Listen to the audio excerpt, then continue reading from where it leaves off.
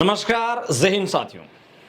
Agnipath scheme launch होने के पश्चात एग्जाम एनरोलमेंट रिजल्ट की स्थिति जो रद्द होने की जो खबरें आने के पश्चात युवाओं की, सैन्य मामलों के जानकारों की और कई जो लोग हैं वो इस बात के ऊपर ज़्यादा चर्चा कर रहे हैं कि कानूनी कार्रवाई के माध्यम से हमको इसको लेके आगे आना चाहिए। वर्तमान में सुप्रीम कोर्ट में या देश की जितने भी कोर्ट्स हैं उनके अंदर क्या स्थिति है प्रेजेंट टाइम की, मैं आपको इस वीडियो के माध्यम से पूरी जानकारी देने वाला हूं कि आपके अग्निपथ स्कीम को लेकर कोर्ट में क्या चल रहा है, आर्मी एग्जाम, एयरफोर्स एनरोलमेंट और रिजल्ट को लेकर कोर्ट में क्या चल रहा है। तो आपको बताते हैं कि सबसे पहले सुप्रीम कोर्ट में अग्निपथ स्कीम को लेकर 5 याचिकाएं जा चुकी है। लेकिन खेद की बात यह है कि इन 5 याचिकाओं में आर्मी एग्जाम, एयरफोर्स एनरोलमेंट और रिजल्ट का जिक्र नहीं किया गया है। इसमें सिर्फ और सिर्फ केवल और केवल अग्निपथ स्कीम के ऊपर रोक लगाने, अग्निपथ स्कीम को लेकर सरकार को पुनर्विचार करने, इन बातों का, इन सब्जेक्ट को महत्व देते हुए आगे लगाया गया है। इसमें एनरोलमेंट, रिजल्ट, एग्जाम, इन खबरों का कहीं भी, इन बातों का कहीं भी जिक्र नहीं हुआ है।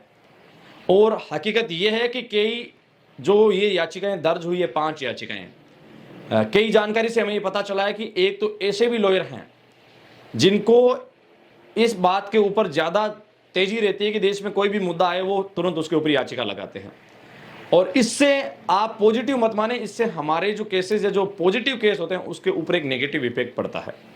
इसको लेके जब हम लगातार, मैं इसको लेके दिल्ली में था और लगातार मेरा कंसर्न भी चल रहा था, तो ये ना सोचे कि ये जो गई है उससे हमारा मजबूत बन रहा है, इससे उल्टा इफेक्ट भी पड़ रहा है। क्योंकि एक लॉयर ऐसे हैं जिन्होंने ये याचिका दायर की है, उनको सुप्रीम कोर्ट इससे पहले जुर्माना भी लगा चुके हैं, क्योंकि वो अधिकांश देश में कोई भी मुद्दा हो उसको लेके वहाँ चले जाते हैं। और आपको पता होना चाहिए कि हर एक फील्ड का एक अलग वकील होता है और वो अपनी रेपुटेशन के आधार पे, अपने नॉलेज और अपने क्षेत्र के आधार के ऊपर एक पिटीशन है वो दायर करता है। अब जनहित याचिका सबका अधिकार है, कोई भी लगा सकता है, तो ये कोई भी वकील लगा सकता है और अपने अपने आधार पर लगा रहे हैं। और अगर उन वकील महोदय की बात करें तो उनके पास किसी भी प्रकार का उन्होंने कोई डॉक्यूमेंट भी इकट्ठे नहीं किए हैं, ये भी बातें सामने आ रही है। और जिस वकील की मैं बात कर रहा हूं उनके ऊपर सुप्रीम कोर्ट इससे पहले जुर्माना तय कर चुका है और उनको फटकार भी लगाया है कि ऐसी याचिकाएं आप यहां लेके ना आए। मेरे कहने का मतलब यह है कि आप डिफेंस फील्ड के लॉयर को चुनो। देश में किसी भी हाई कोर्ट, सुप्रीम कोर्ट या किसी भी ट्रिब्यूनल कोर्ट, जो भी कोर्ट है उसके अंदर अगर आप ये लगा रहे हैं तो लॉयर है वो आपके डिफेंस सेक्टर का होना चाहिए। क्योंकि आपका मुद्दा डिफेंस फील्ड का है तो आप डिफेंस सेक्टर के लॉयर को चुनो। सबसे पहले तो इस बात को आप प्राथमिकता दीजिए। दूसरी बात, आर्मी एग्जाम, एनरोलमेंट और रिजल्ट को लेकर जो प्रक्रियाएं चल रही है, मैं आपको बता देता हूं कि जो चीजें शांति से होगी वो अपने तरीके से होगी और ये हो भी रही है। देश में कई ऐसे लोग हैं जो शांति से इस माध्यम से काम कर रहे हैं और वो काम बेहद अच्छे तरीके से आगे चल रहा है। उसके ऊपर मैं किसी भी प्रकार की टिक्का टिप्पणी नहीं करना चाहता हूं कि वही काम ओरिजिनल रूप से आएगा सामने और वही काम है वो आगे आके काम भी आपके आ सकता है। तो मेरे कहने का मतलब ये है कि जो सुप्रीम कोर्ट में अभी तक याचिकाएं गई हैं, इसमें प्रमुख दर्द जो एग्जाम, एनरोलमेंट, रिजल्ट है वो कहीं भी उसका जिक्र नहीं है। और विशेष तौर पे एग्जाम के साथ साथ जो जिक्र होना चाहिए एज रिलेक्शंस का, उसका भी कहीं जिक्र नहीं है। केवल और केवल अग्निपथ स्कीम को लेकर पुनर्विचार करें, क्योंकि देश में हाईलाइट मुद्दा है। हाईलाइट मुद्दा इससे ज्यादा आर्मी एग्जाम, एनरोलमेंट, रिजल्ट का है। आप अपने मन से खुद पूछिए कि सरकार ने स्कीम लागू की है तो मंथन तो लंबा होगा, आपको पता है। तो जरूरी है कि पहले जो प्रक्रियाएं चल रही थी उसके ऊपर तो कहीं ना कहीं हम किसी का सहारा लें। लेकिन एक बात यह भी है कि एक धड़ा इसके लिए काम कर रहा है, हमारे कई सारे साथी इसके पॉजिटिव एंगल में काम कर रहे हैं। राजस्थान, उत्तर प्रदेश, बिहार, हरियाणा, उत्तराखंड, झारखंड, उत्तर प्रदेश, पंजाब, जितने भी राज्य हैं दिल्ली के बाहर के, और केरला, यहाँ तक बेंगलोर से भी कई लोग हमसे जुड़े हुए हैं जिनका हमको कहना है कि हम इसके ऊपर निरंतर वर्क कर रहे हैं।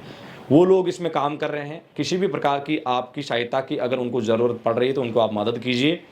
लेकिन प्रेजेंट टाइम में जो सुप्रीम कोर्ट में जो गई है जितनी भी याचिकाएं, इसमें किसी भी प्रकार के एग्जाम, एनरोलमेंट और रिजल्ट को लेकर जिक्र नहीं है। ये ताज़ा अपडेट है और 14 जून से लेकर अब तक तकरीबन 10 दिन होने को हैं।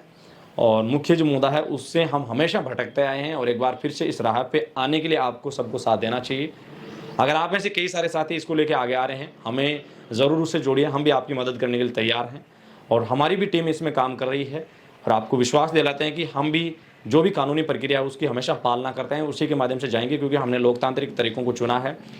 ये जितने भी हिंसात्मक तरीका हैं ये ज़्यादा दिन नहीं चल सकते। लोकतांत्रिक तरीका सबसे बेहतर है और उसी के माध्यम से हम आगे जाएंगे और कर रहे हैं। तो आप भी अपनी ओर से जितना सहयोग बनता है हमें ज़रूर प्रेषित कीजिए, क्योंकि अकेले से बेहतर है कि आपका जो पीड़ा है, उसका जो जिम्मेदारी है, उसका जो बीड़ा है वो आप उठाएं, ये सबसे बेहतर होगा। वीडियो के अंत तक बने रहने के लिए पूरे AD आर्मी पॉइंट परिवार का दिल से शुक्रिया। ये ताज़ा अपडेट हमने आपके साथ साझा की। इससे रिलेटिव जो भी आपके सुझाव है कमेंट सेक्शन, इंस्टाग्राम हैंडल या मेल के माध्यम से मुझे ज़रूर भेजिएगा। धन्यवाद। जय हिंद, जय भारत, शुक्रिया।